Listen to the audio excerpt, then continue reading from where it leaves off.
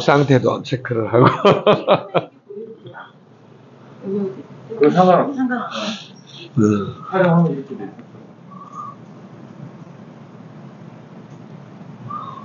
이게만 보지 알잖아. 네. 거기서 잘라서 필요한 거 잘라서 그다음에 업로드 자를 줄 알잖아.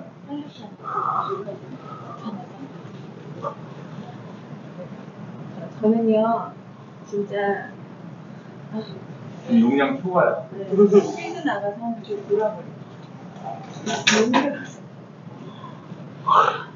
이거는 14페이지.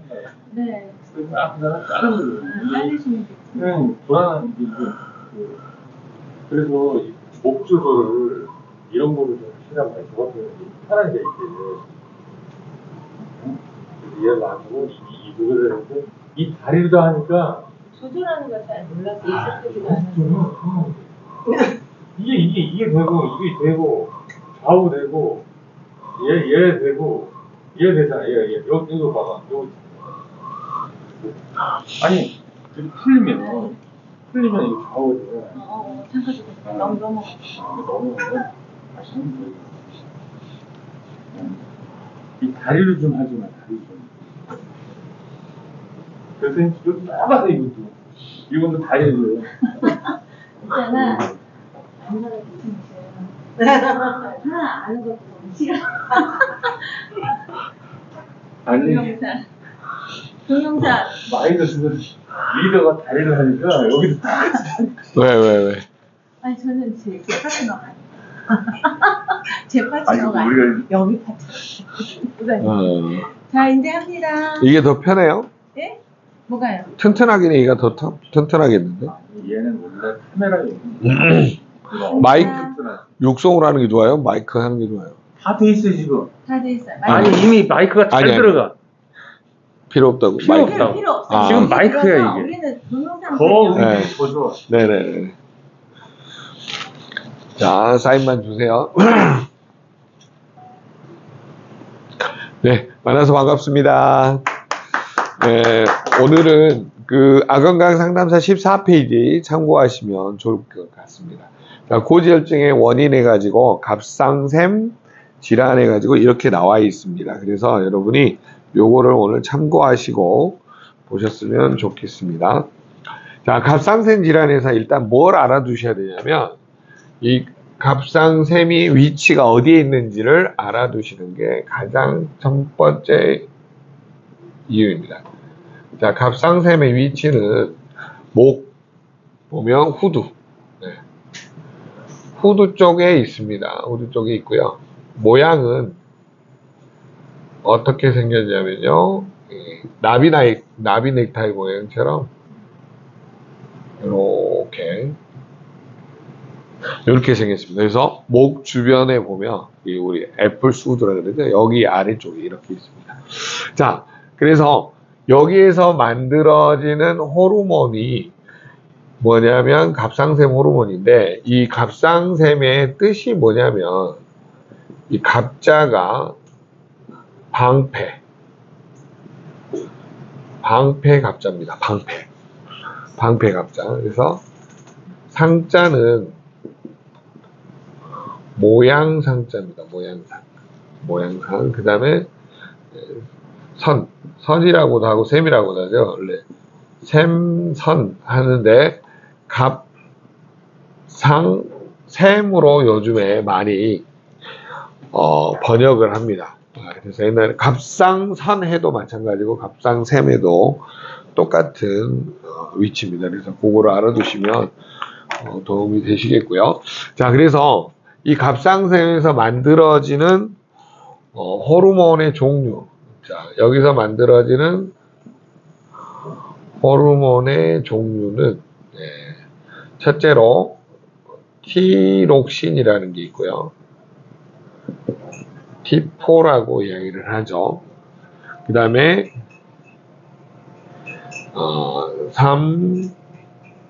3요오드 티로닌이라는, 이건 또 T3라고도 합니다. 이 호르몬하고 칼슘 대사를 조절해주는 칼시토닌, 요렇게 있습니다. 그래서 갑상선 호르몬은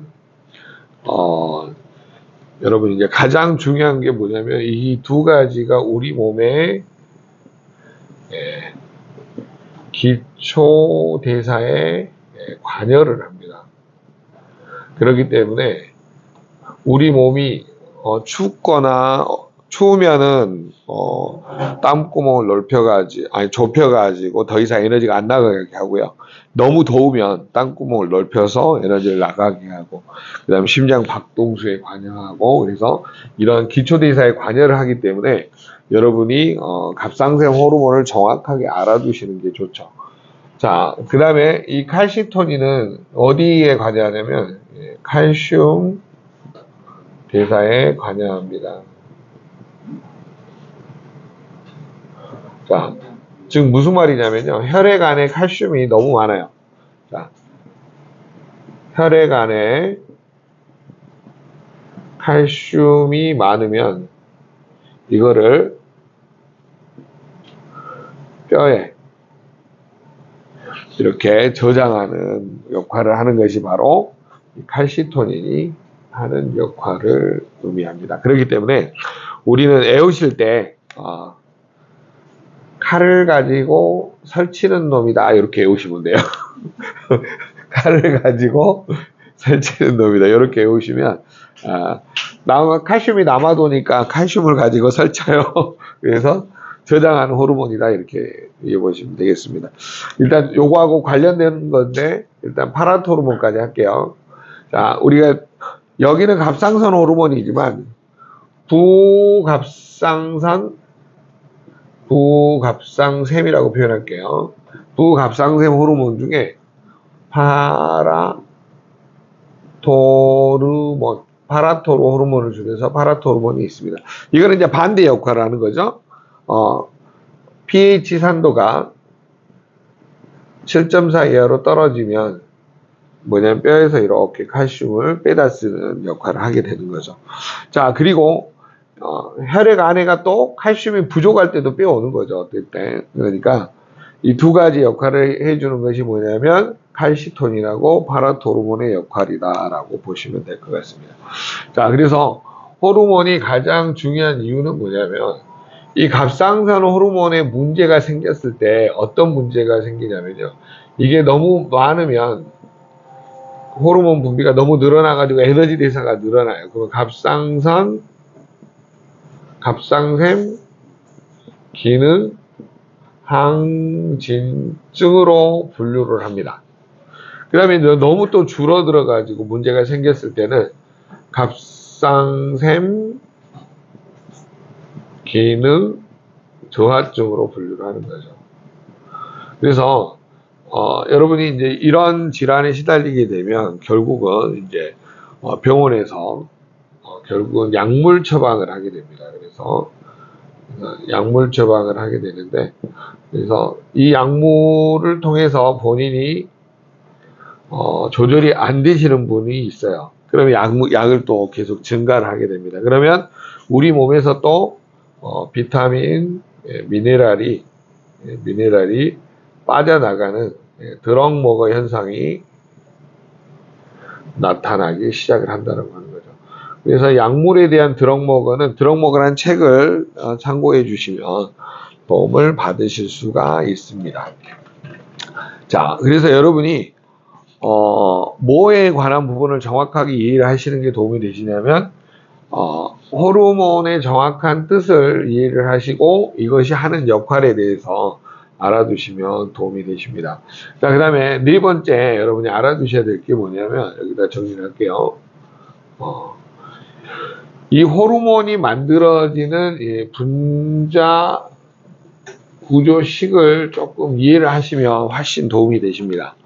자, 일단은 왜 이거를 좀 정확하게 아셔야 되냐면, 우리 몸에는 호르몬을 만들 때 뭘 가지고 만드냐면 아미노산 단백질을 가지고 만들어요.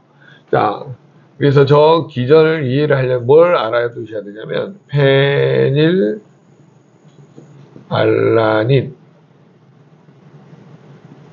요게 음식 안에 들어있는 필수 아미노산입니다.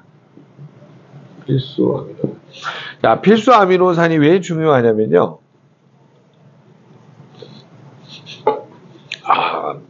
강의하다 물 먹고 좋네요. 자, 페닐알란이 왜 중요하냐면 잘 들으셔야 돼요. 이거는 반드시 음식을 통해서만 내가 얻을 수 있는 거예요. 그래서 음식을 통해서 먹어야 되고, 자, 그럼 PM 제품 안에는 뭐가 들어있냐? 웨이하고 프로쉐이퍼 안에 페닐알라닌은 들어있습니다. 자, 그러면 이 페닐알라닌이 우리 몸에서 어떻게 물질 대사가 일어나냐면 이게 바로 티로신이라는, 이거는 이제 간에서 합성하니까 비필수 아미노산이죠. 그래서 실은 음식을 먹어줘야지만 체내에서 비필수 아미노산으로 전환이 되기 때문에 여러분이 꼭 먹는 게 굉장히 도움을 주실 수가 있습니다.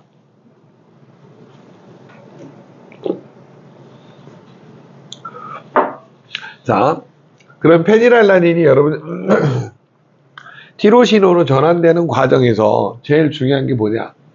여기에서 여기서 바뀔 때도 여기에 관여하는 비타민 미네랄이 있다라고 하는 거예요. 이 비타민 미네랄이 뭐냐면 바로 비타민 B3, B9, 그 다음에 철분이 필요하다라고 나와 있습니다.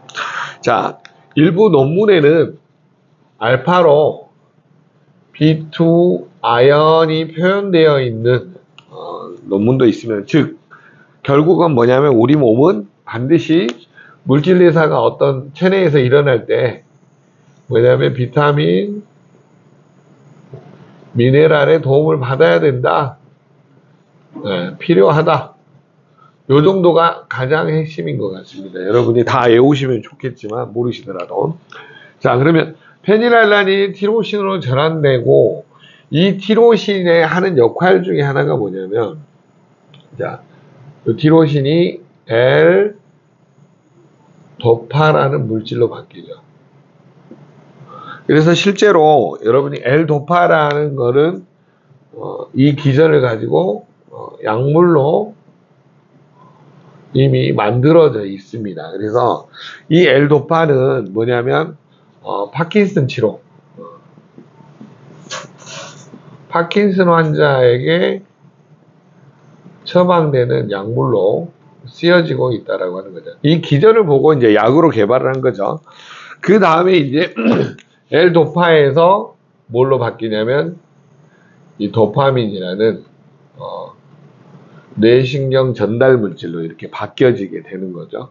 그래서 이거는 A신경계에서 A신경계 다발에서 빠져나오고 A10 신경이라고 표현하는 이유는 A신경계 10번째 신경절에서 빠져나오기 때문에 A10 신경이라고 표현을 합니다. 자, 지금 왜 여기까지 왔냐면요, 이 부분 때문에 그렇습니다. 이 티로신이 도파민을 만드는 원료로도 쓰여지지만 이 갑상선 같은 말이에요. 갑상선 이 호르몬을 만드는 호르몬의 원료로도 쓰여진다라고 하는 거죠. 아미노산은 우리 몸에서 호르몬 대사에 관여하는구나. 즉 호르몬으로 바뀌어질 때 쓰여지는 물질이구나. 그래서 우리가 단백질 보면 항체, 효소, 호르몬, 근육 생성, 콜라겐 합성, 산하고 염기의 균형을 이루고 알부민을 만들어내고 막 여러 가지 우리 몸에서 일을 한다고 하는 거잖아요. 그렇기 때문에 굉장히 중요한 것을 가지고 있는 거죠. 자, 그러면 이 갑상선 호르몬이 만들어질 때 왜 중요하냐면, 이때 티로신이라는 이 비필수 아미노산이 하나, 둘, 요렇게 달라붙어 가지고 뭐냐면 되어지고요. 그 다음에 요오드가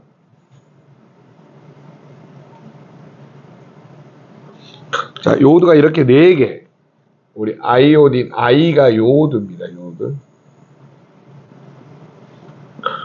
요렇게 생긴 거를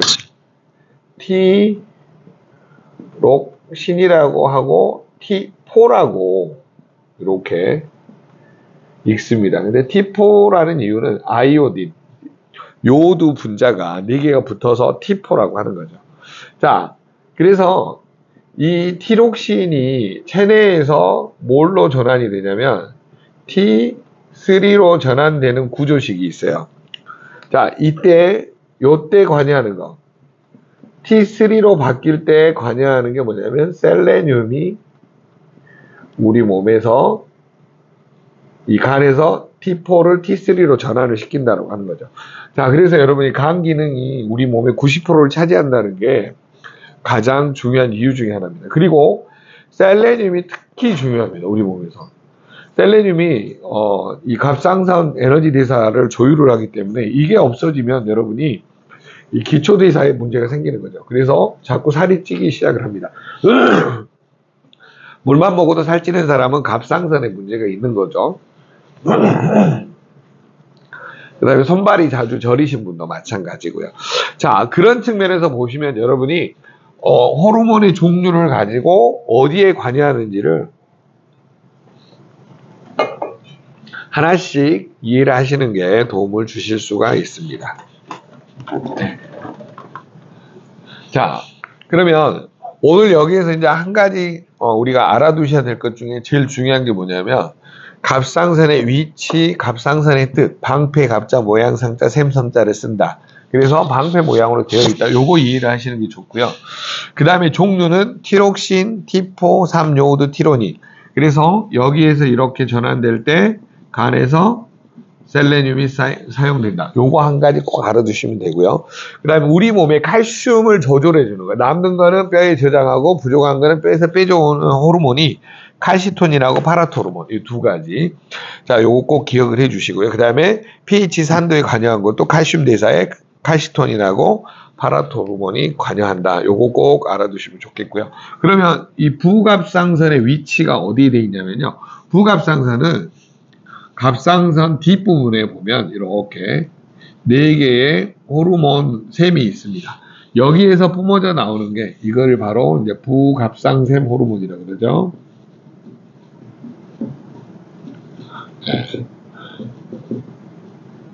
여기는 앞이고 갑상선 앞이고요.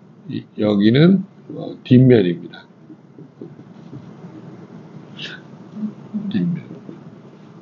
뒷면. 이게 맞나 저게 맞나 또 헷갈려요. 자, 그래서 여러분이 앞면하고 뒷면의 상황에서 갑상샘 호르몬 3가지, 파라토르몬 1가지를 알아두시고, 그 다음에 제일 중요한 거, 우리 몸에서 정상적인 호르몬이 만들어지려면 반드시 웨이라든가 프로쉐이프, 이게 또 변환이 되려면 비타민, 미네랄이 필요하다라고 하는 거죠. 그래서 여러분이 좋은 단백질을 먹으면서 좋은 비타민, 미네랄을 먹어줘야지만이 체내에서 정상적인 호르몬 밸런스가 맞아진다라고 하는 거죠.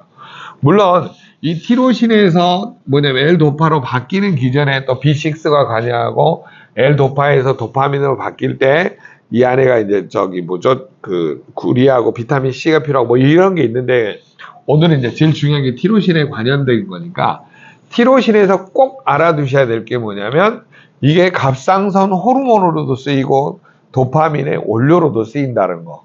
그 다음에 뭐 카테코람이라 그래서 아드레날린을 만드는 재료로도 쓰인다고 합니다. 어찌됐든 여러분이 제일 중요한 거는 뭐냐면 요거를 정확하게 먼저 이해하시는 거. 갑상선의 호르몬으로 쓰인다. 그리고 이 분자 구조식을 이해를 해야지만이 여러분이 T4에서 T3로 전환될 때 셀레늄이 사용되어야지만이 우리 몸의 기초대사에 관여할 때 에너지 대사를 정확하게 유지시켜 줄 수 있다라고 하는 거죠. 자, 그러면 셀레늄이 부족하면 T4에서 T3로 안 바뀌니까 기초대사에 문제가 생긴다라고 하는 거죠.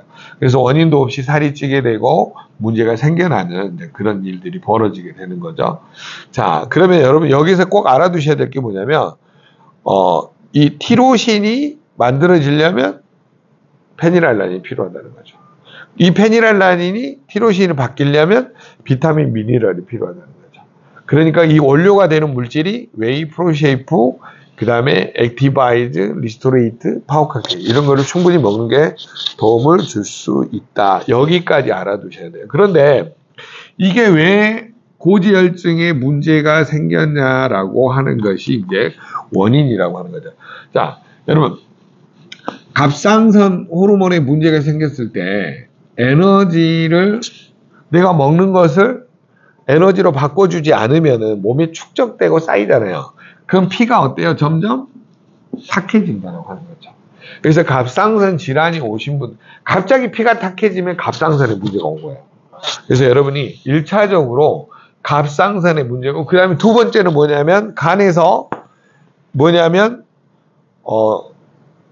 T4에서 T3로 셀레늄이 전환되잖아요. 셀레늄의 문제도 한번 더 보셔야 된다고 하는 거죠. 그래서 여러분이 양자로 혹시 체크하시다가 이 사람이 유독 피곤하거나 유독 문제가 생기거나 갑자기 살이 찌거나 하면 셀레늄 대사하고 갑상선 대사, 그 다음에 단백질, 비타민, 미네랄, 분자 구조식을 쭉 살펴보면 아, 이 사람의 전반적으로 문제가 생겼구나를 알 수가 있는 거예요. 그러니까 한 가지만 문제로 질병이 오지 않거든요. 전체적으로 사이클의 문제가 오는 거니까 이거를 정확하게 이해를 하시면 도움을 받으실 수 있을 것 같습니다. 자, 그래서 이제 두 번째 유전 외, 그러니까 결국은 갑상선 질환 때문에 고지혈증이 온다라는 걸 너무 어렵게 설명을 했는데 쉽게 설명하면 내가 먹는 것을 기초대사에 관여하는 심장 박동수는 기초대사래요. 내가 운동하지 않아도 내 몸에서 일을 해야 되잖아요. 0.8초마다 한 번씩 움직여야 되잖아요. 그 다음에 우리 몸은 항온 동물이기 때문에 36.5도로 유지해야 되잖아요. 그러니까 너무 높으면 낮춰야 되고 너무 낮으면 올려야 되기 때문에 이런 거를 감당하는 것이 기초대사인데 이 호르몬들의 문제가 생기면 어떻게 돼요? 갑자기 살이 찌거나 갑자기 살이 빠지거나 둘 중에 하나로 간다라고 하는 거죠. 그래서 이 부분을 잘 이야기해 주셔서 내가 먹는 것이 안 바뀌는 원인 중에 하나가 쌓여 있으면 고지혈증으로 간다. 요거를 고객한테 이해를 시키는 게 가장 중요한 문제일 것 같습니다. 그래서 호르몬을 위치를 정확하게 알아두시고 이 뜻이 뭔지 이게 만들어지려면 단백질, 비타민, 미네랄 이런 게 충분히 필요한 건지 좀 이해를 하시는 게 도움이 되실 것 같습니다. 자, 그래서 여기서 한 가지 꼭 알아두셔야 될 게 뭐냐. 갑상선 호르몬의 종류에서 T4에서 T3로 전환이 될 때, 이때 셀레늄이 필요하다. 요거 꼭 알아두셔야 됩니다. 이게 전환이 안 되면 기초대사에 문제가 생겨난다. 결론은 어디로 가요? 비만으로 가고 그 다음에 고지혈증의 원인이 된다. 이렇게 이야기를 하시면 풀릴 것 같습니다. 근데 공부는 깊이 하고 그냥 단순하게 설명하는 방법들을 좀 많이 알아두시면 좋으실 것 같고요. 그 다음에 이제 반드시 또 하나 설명하셔야 될 게 칼슘 대사에서 칼시토닌하고 그 다음에 파락토르몬 이 두 가지 호르몬이 서로 주도권 싸움을 하는 거죠. 혈액 안에 남아도는 칼슘이냐 부족한 칼슘이냐. 많을 때는 칼시토닌이 작동하고 적을 때는 파락토르몬이 작동을 하고 그 다음에 또 pH 산도하고 7.4에 항상성에 관여하는 거죠. 그래서 여러분이 칼슘이 들어있는 리스토를 부지런히 드시면 갑상선 질환을 웬만한 걸 막을 수 있을 것 같아요. 그래서 부지런히 먹어가지고 건강을 유지하는 쪽으로 잘 관리를 하는 게 도움이 되실 것 같습니다. 리스토가 만병통치약은 아닌데 굉장히 여러 면으로 많이 쓰여지는 것 같아요. 그래서 여러분이 셀레늄도 어디에 들어있어요? 리스토레이트에 들어있고 젤슈지에 들어있고 그 다음에 칼슘도 리스토레이트에 들어있고 그래서 세포를 살리기 위해서 식후에 한 포씩 드시면 세포가 살아납니다. 자, 그러면 고지혈증의 원인에서 여러분이 이제 한 가지 더 살펴보셔야 될 게 원인. 자, 거기 보면은 이제 간질환 먼저 볼게요. 간질환. 자, 교재를 살짝 보여줬다 안 되겠다. 간질환입니다. 자, 그러면 간질환에 문제가 왔을 때 어떤 문제가 생겼는지를 잠깐 보도록 하겠습니다. 자, 결국은 고지혈증의 두 번째 원인 중에 간질환입니다.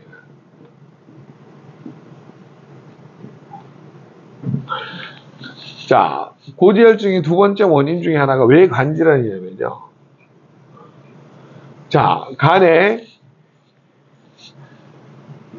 지방, TG, 중성지방의 비율이 30%를 차지하면 지방간으로 분류하게 되는 거죠. 그래서 이 간의 지방의 중성지방의 비율이 너무 높아지게 되면 이제 지방간으로 가죠. 그러면 이제 문제가 뭐가 생기냐면 요게 이제 지방간염으로 발전을 해요. 그러다 보니까 중성지방을 저장하지 못하고 혈액으로 흘려보내게 되는 거죠. 자, 그러면서 이제 점점 더 나빠지면 뭘로 가요? 간 섬유화가 진행이 돼요. 간세포가 떨어져 나가지 말라고 하면서 콜라겐 덩어리들이 달라붙게 되죠. 그렇게 진행되는 질병을 간경변 또는 간경화, 간이 굳어진다, 굳을경자죠. 굳어지게 되죠. 그래서 나중에는 이제 간암으로 이렇게 진행이 되어집니다. 자, 그러면 결국 이 프로테이지의 문제거든요. 지방 중에 우리 몸에 저장되는 지방은 중성지방입니다. 자, 이 중성지방은 우리가 먹는 탄수화물, 지방, 단백질을, 자, 지방은 지방산하고 지방산 3개하고 글리세롤 1개. 네, 왜 1개라고 표현? 한 분자라기 때문에 너무 어려워하더라고요. 그냥 3개, 1개 이렇게 하셔도 돼요. 이렇게 만든 게 바로 중성지방이죠. 케이스가. 그 다음에 또 두 번째는 뭐냐면 간에서 지방산하고 남는 포도당하고 이렇게 만든 것도 TG, 중성지방입니다. 그래서 우리 몸은 이 에너지 대사에 관여하는 것들을 간에 어떤 형태로 또 저장을 하냐면요. 자, 간에는 남는 포도당을 글리코겐이라는 형태로 저장을 하는데 이게 바로 이제 간하고 근육에 포도당이 부족할 때 녹여서 쓰려고 이렇게 저장을 해 놓는다라고 하는 거죠. 자, 그러면 우리가 탄수화물, 지방, 단백질은 결국은 남는 거는 전부 다 중성지방, 또 남는 포도당은 글리코겐, 뭐 이런 형태로 이제 저장을 해 놓은 거죠. 그러면 또 질문하신 분들이 있어요. 아미노산, 단백질은 전부 어디다 썼어요? 라고 그러죠. 우리가 먹는 단백질, 아미노산은요, 우리 몸에 필요한 항체, 효소, 호르몬, 그 다음에 근육 만드는 데 쓰죠. 근육 생성하는 데 쓰고, 또 콜라겐 만드는 데 쓰고, 또 뭐 알부민 만드는 데도 쓰고, 뭐 기타 등등 여러 가지 형태로 우리 몸에 필요한 거를 만드는 데 재활용되기 때문에 이 뭐냐면 거의 다 쓰여버린다라고 하는 거죠. 그래서 실질적으로는 이 포도당하고 뭐냐면 지방산 이런 걸 가지고 뭐냐면 글리코겐 아니 중성지방 형태로 만들어 놨죠. 그래서 이 중성지방은 저장 창고가 지방세포잖아요. 지방세포. 이 지방세포가 모이면 지방 조직이 되죠. 이 지방 조직이 피부 아래에 있으니까 피하 지방 세포 조직 그러고, 그 다음에 내장하고 대장하고 소장 사이에 많이 붙어 있는 거는 내장이니까 내장 지방 세포 조직을 줄여서 그냥 내장 지방 이렇게 표현을 합니다. 자, 어찌됐든 이런 구조식을 가지고 있는 간이기 때문에 여러분이 결국은 갑자기 내가 피가 탁해졌어요 라고 하는 이유 중에 하나가 뭐냐면 바로 이 간에 지방이 많이 쌓여서 그럴 수도 있다라고 하는 거죠. 그러면 더 이상 이제 저장하지 못하니까 많이 흘려보내기 시작하면서 이제 문제가 생겨나기 시작을 하죠. 근데 여기서 이제 또 알아두셔야 될 게 뭐냐면 이것만 있는 게 아니라 지난번에 간은 하도 문제가 많다라고 그랬죠. 자, 약물에 의한 간 질환일 수도 있고, 그 다음에 두 번째 술에 의한 간 질환일 수도 있고, 세 번째 방금처럼 비만에 의한 간 질환일 수도 있고, 그 다음에 이제 네 번째로는 바이러스 질환이라고 그러죠. 예, 바이러스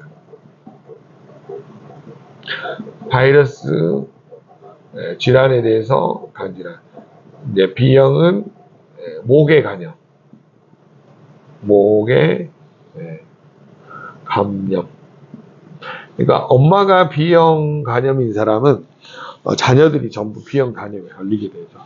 제가 지난번에 한번 우스갯소리를 이야기했잖아요.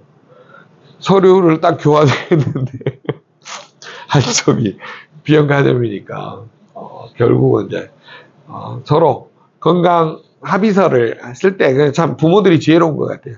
서로 상쪽에 우리가 건강에 문제가 있으면 저기 하자라고 했는데 뭐냐면 B형 간염인 걸 이제 그때 상대편 아버지가 그때 알게 된 거죠. 자, 그래서 여러분 참 어렵습니다. 이게는 여자가 B형 간염이 그대로 자식한테 유전이 돼 버리잖아요. 그래서 B형 간염은 꼭 체크를 한 번씩 해보시는 게 좋다. 남자는 저기 안 되니까 상관은 없지만 그래도 좀 위험하긴 하죠. 자, C형 간염은 이거를 이제 막을 수 있는 백신이 개발이 됐습니다. 아직까지 B형 간염은 ING 중입니다. 그래서 요 정도는 좀 알아두시는 게 도움이.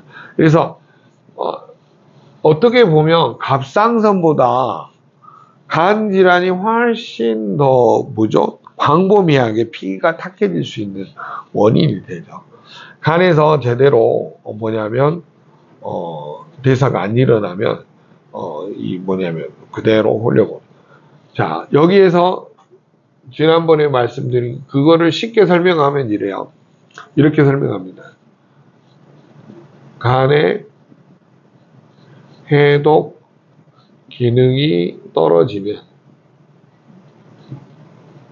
이거는 우리는 이제 공부는 깊이 하고 설명할 때는 딱 한마디만 해요. 간의 해독 기능이 떨어지면, 자, 피는 탁해지고 혈관은 딱딱해집니다. 요 한마디를 하려고 이렇게 빙글빙글 돌려서 겁니다. 결론은 요 한마디를 하려고 요거를 이렇게 공식적으로 만들어 놓는데, 여러분 이거는 꼭 외우고 다니셔야 돼요. 간의 해독 기능이 떨어지면 피는 탁해지고 혈관은 딱딱해집니다. 이 탁해진 피가 혈관에 달라붙게 되면 동맥경화가 나타나게 된다라고 하는 거죠. 자, 어찌됐든 여러분이 간 질환에서 나타나는 문제점들을 하나씩 캐치를 하셔가지고 가는 것도 굉장히 중요할 것 같습니다. 지금 어차피 이거 또 나중에 뒤쪽 가면 또 반복되는데, 원인을 하나로 묶어서 이해하는 게 굉장히 중요하거든요. 그래서 피가 탁해진 원인이 여러 가지가 있구나라고 하는 거를 이해를 시키는 거고요. 자, 그 다음에 여기 보시면 당뇨병이라고 나오죠. 자, 그러면 고지혈증 원인 중에 하나가 당뇨병인 거는 전 국민이 누구나 다 압니다.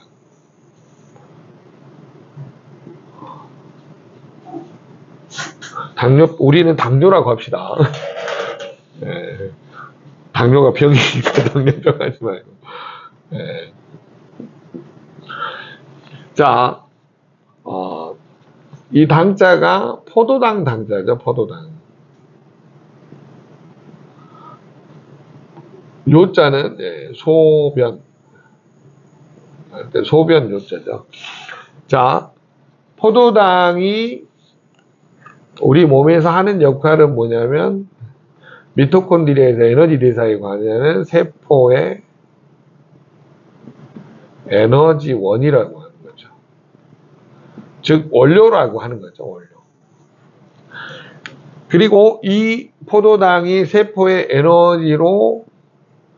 에너지 대사, 에너지로 물질 교대, 교대하는 일, 대사가 벌어져야 되는데 안 벌어지고 소변을 통해서 나왔다. 이게 바로 뭐냐? 당뇨라고 하는 거죠.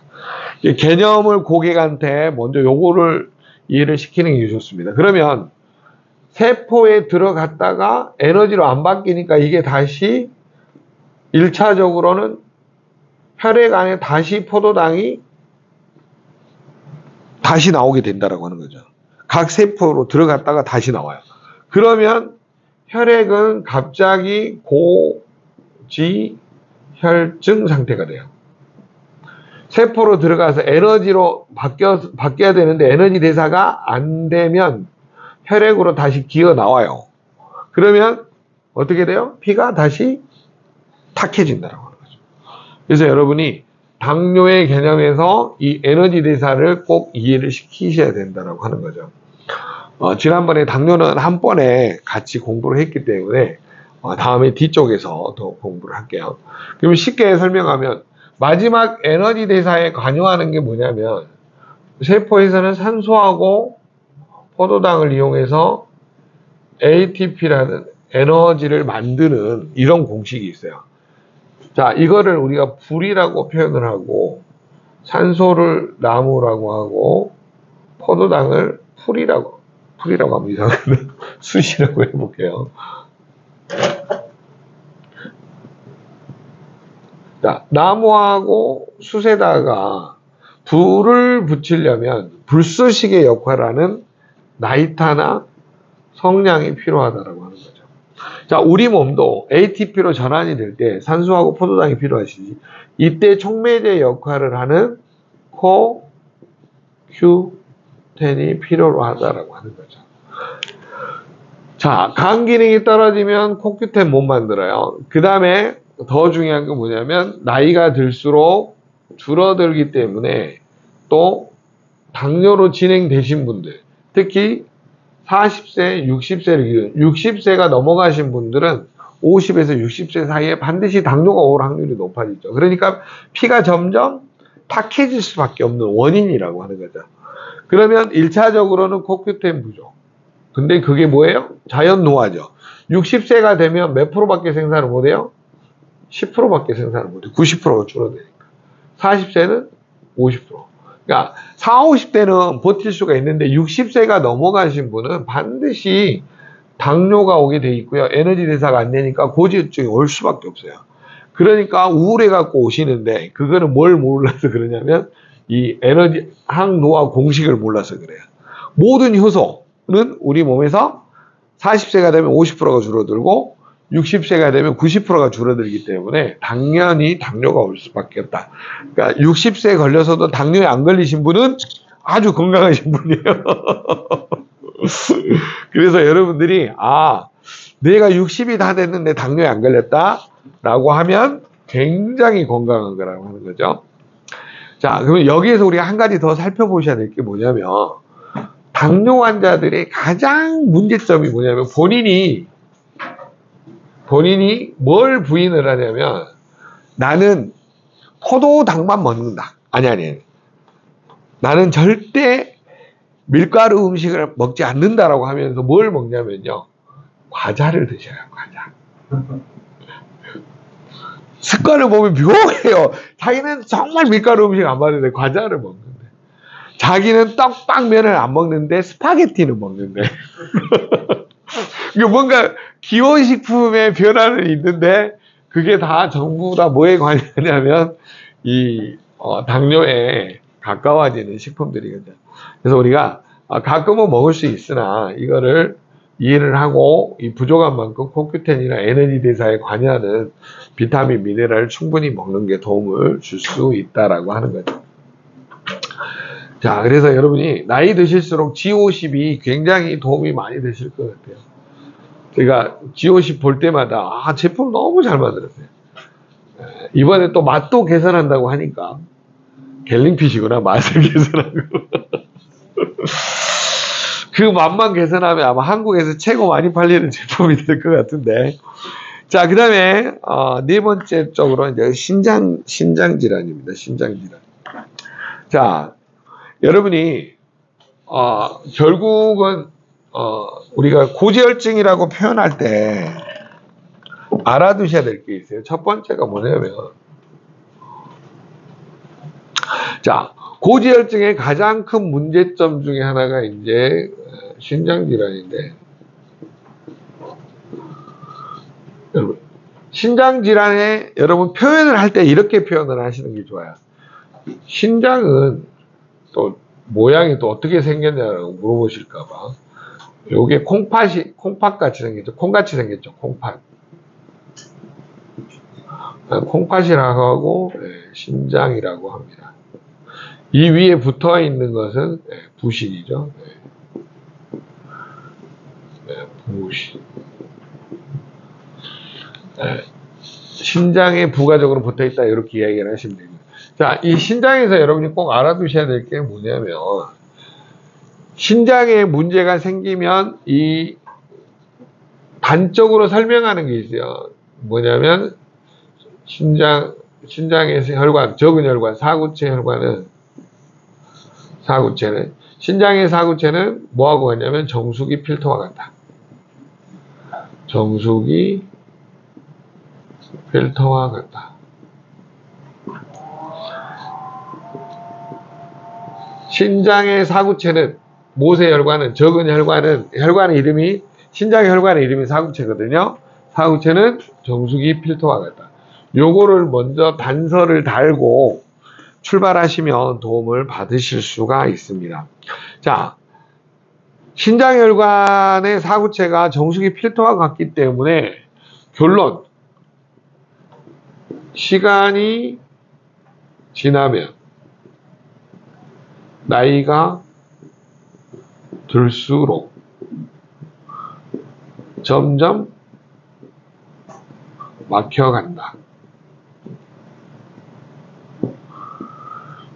여러분, 요게 굉장히 중요합니다. 신장을 이해를 하실 때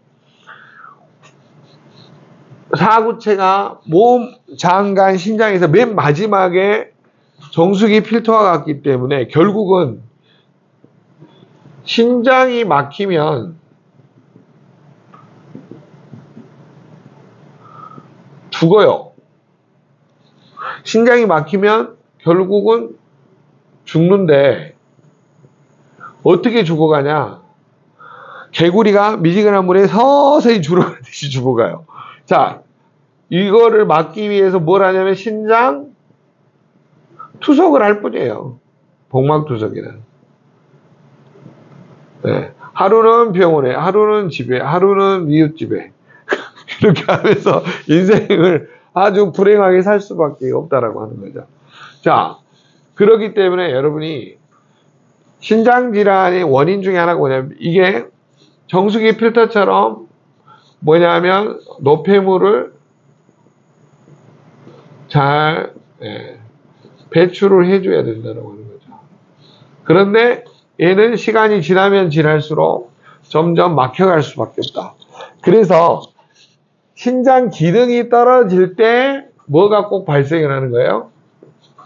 고지혈증이 발생한다. 노폐물 배출이 안 되니까 이 노폐물을 세포 혈액 안에 저장을 하다 보니까 뭐가 생기냐면 부종이 생겨요. 부종이 생기면서 림프관이 림프선, 림프관 같은 말이에요. 림프선이 모여 있으면 림프절이 되죠. 예, 절이 많은 곳은 불국사고요. 네. 림프절이 꽉 차면은 뭐냐면 쓰레기통이 꽉 찬 거죠. 그러니까 여기에 이제 독소가 꽉 차니까 혈액에서 림프선으로 림프절로 뭐냐면 노폐물을 자꾸 보내야 되는데 못 보내. 적게 보내. 그러니까 다시 혈액 안에가 독소가 늘어나니까 어떻게 돼요? 점점 피가 탁해진다라고 하는 거죠.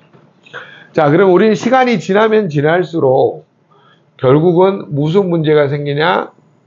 신장에 문제가 올 수밖에 없다라고 하는 거죠.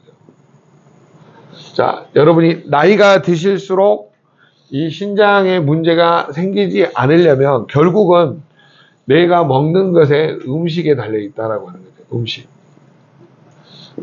자, 기름지고, 과식, 폭식, 야식, 술, 담배, 불금을 주님과 함께 하늘에 계신 주님이 아니라 땅에 계신 이슬림하고 보내시면 결국은 어떻게 돼요? 점점 신장의 문제가 생겨나기 시작을 한다. 노폐물 배출이 점점 뭐냐면 많아지면서 몸에 부종이 나고 이런 쓰레기통들, 림프선, 림프절, 이런 림프계 전체가 오염이 된다라고 하는 거죠.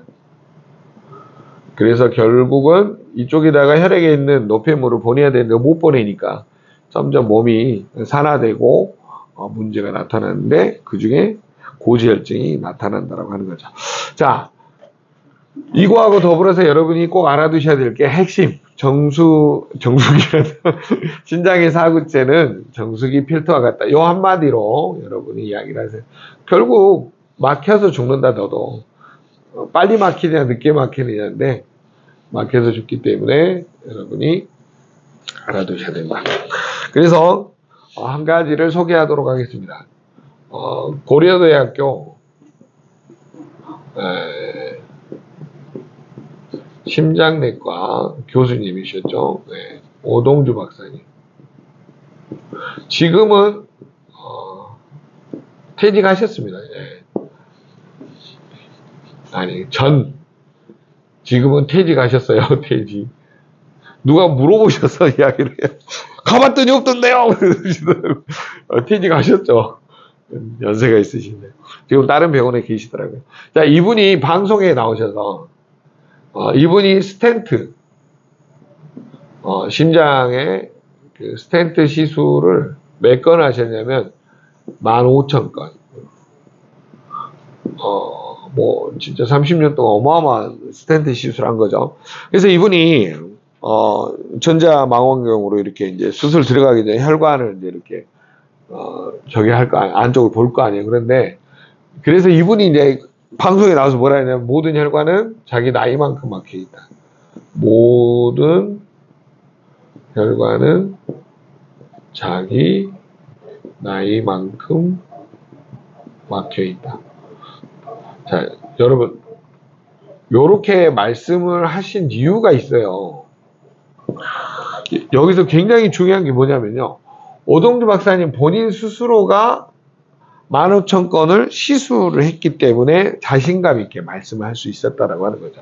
자, 모든 사람들이 이거를 보고 뭐냐면 임상치라고 합니다. 임상치. 무슨 말이냐면 내가 이렇게 해보니 이런 결과가 도출됐다라고 하는 거예요.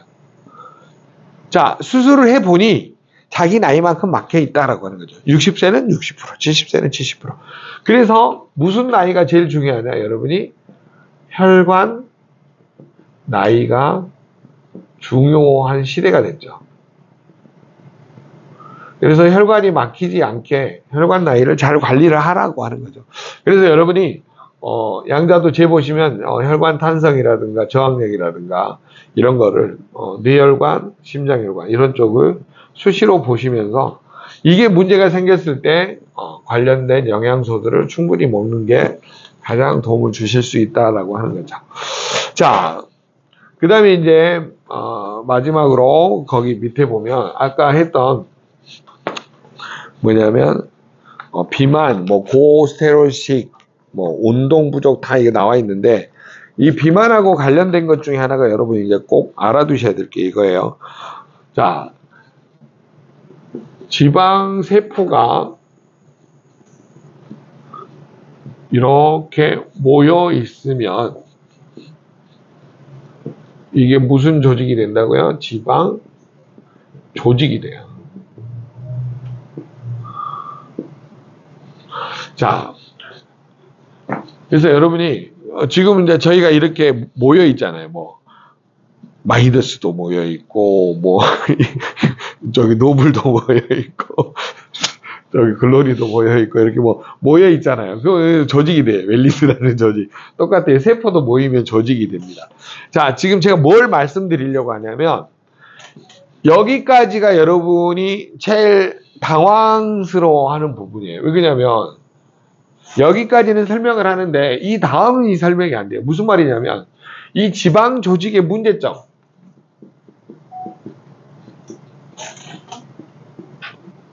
이거를 인식시키는 단계에서 제일 중요한 거. 자, 지방세포 안에 여기다 뭘 저장을 하냐면요. TG, 중성지방을 저장하는 거예요. 중성지방.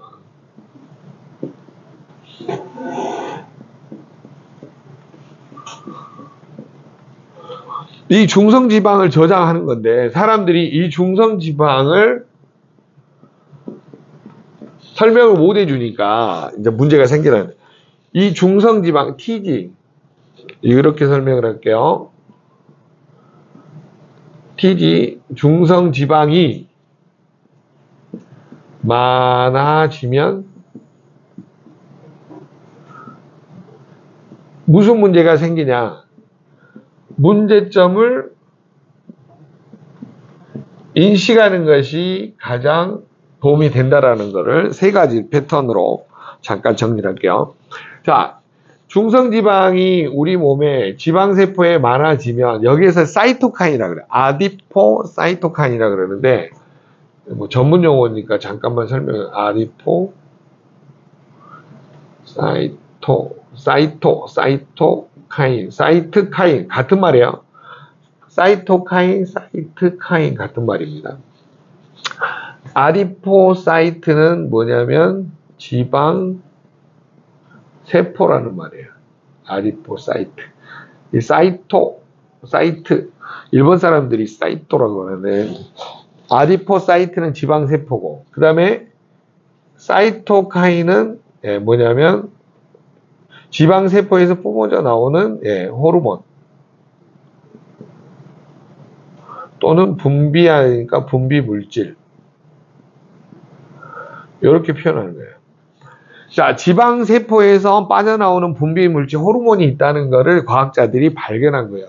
아, 그래서 지방 세포도 자기들끼리 모여 있으면 무슨 일을 하는구나라고 밝혀낸 거예요. 근데 이게 뭐가 문제점이 생겼냐? 지방세포 안에 중성지방이 많아질 때 문제가 생긴다는 걸 발견하는 거예요. 자, 무슨 발견을 했냐? 첫째, 뭐냐면 여기에서 나쁜 호르몬이 나온다라는 거. 많아졌을 때 나쁜 호르몬이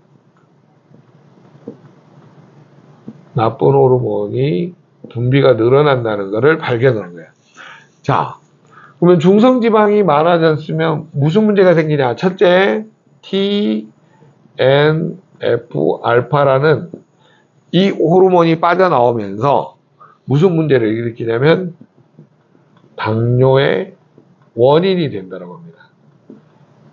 즉 인슐린 저항성을 만들어서 당뇨의 원인을 만들어 버린 거죠. 그 다음에 두 번째 NGO 텐시노겐. 이 엔지오는 혈관이라는 뜻이랍니다. 그리스어로 혈관. 엔지오 이렇게 두 가지로 쓰이니까 알아두시고요. 자, 텐시노겐 어떻게 수축시키다 그런 뜻이 있죠. 그래서 혈관을 수축시키는 물질이 엔지오텐시노겐인데 이게 나중에 엔지오텐신에 이렇게 바뀌어지게 됩니다. 뭐 여러 가지 공식이 있는데 요게 이제 분비가 많아지면 뭐의 원인이 되냐면 혈압이 고혈압의 원인이 된다라고 하는 거죠. 자, 그러면서 또 문제가 뭐가 되냐면 세 번째, 여기서 빠져나오는 호르몬 중에 나쁜 게 있는데 그게 바로 뭐냐면 파이, 파이1이라는 물질이에요. 이거는 피를 끈적거리게 해가지고 혈관벽에 달라붙으니까 동맥 경화의 원인이 되는 물질이에요. 자, 특히 TNF-알파는 왜 문제가 되냐? 이게 고지 혈증의 원인도 됩니다. 왜냐하면 저게 인슐린 저항성.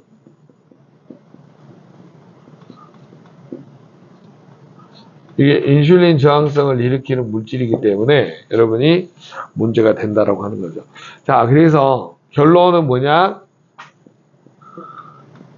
비만도 고지 혈증의 원인 중에 하나다. 요게 결론입니다. 오늘의 결론. 비만도 고지혈증 원인 중에 하나다. 그래서 여러분이 비만도 고지혈증의 원인이 될 수 있구나를 이 뭐냐면 구조식, 이 분자 구조식을 이해를 하셔야 되고 그 다음에 많이 쌓아둔 거는 뭐냐면은 비만이죠. 이 많이 쌓아둔 거. 중성지방을 지방 조직에 많이 쌓아둔 거는 뭐냐면 비만. 그래서 BMI가 일정 이상 넘어가신 분들은 이런 나쁜 호르몬이 나올 수밖에 없다. 그래서 이거를 반드시 이해를 시키시고 고객한테 알려주시면 도움이 되시겠습니다. 자, 그 다음에 맨 마지막에 운동 부족은 뭐 누구나 전 국민이 다 하는 거니까 운동 안 하면 당연히 뭐냐면 지방이 더 많아지게 되는 거죠. 우리 몸에. 자, 오늘 강의는 고지혈증의 원인인데요. 하나씩 보면서 뭐가 문제가 생겼는지 보시면 좋을 것 같습니다. 네, 다음에 뵙겠습니다. 감사합니다.